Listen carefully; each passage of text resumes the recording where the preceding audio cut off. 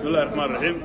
waxaan ku faraxsanahay maanta inaan imaado goobta guddiga doorashooyinka ay ku bixinayaan shahaadooyinka xildhibaanada baarlamaanka 11aad halkaan ay hawsha si hubsame leh oo xawli ugu socoto.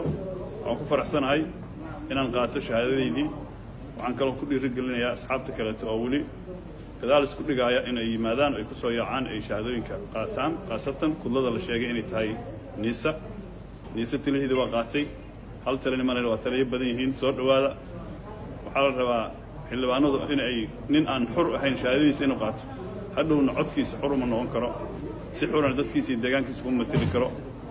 waxaa la yidhi aabbaha wiilkiisa gabar waa siin karaa laakiin waa u guurin karaa laakiin kumana dhaqi karo. waxaa la rabaa xildhibaanada dadkii ku dhaqmi lahaa oo dawladnimada ku hogaami lahaa dalka inaad badbaadisina laydinku talagalay askar amar qaadata inaad noqotaan laydinku matalagelin markaas shalay askar ay hadeen iyo maanta xildhibaanada tihiin habdhaqankiina waa inuu kala duwanaado.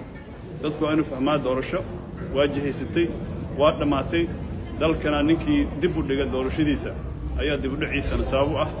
Soomaali iyo caalamkuna waa ku xisaabtami doonaa. broseska maanta socda waa mid taageero ka haysta dhammaan ummadda Soomaaliyeed iyo saaxiibada beesha caalamka ee Soomaaliya gargaara. waxaan leenahay waxyaabaha yararka ee madmadowga jira si hoose ayaa lagu dhamayn karaa laakiin xildhibaanadu waa inay xur u yihiin in ay yimaadaan howlahoodana si caadi ay gutaan. waa mahadsantihiin. Assalaamu calaykum waraxmatullahi wabarakaatu.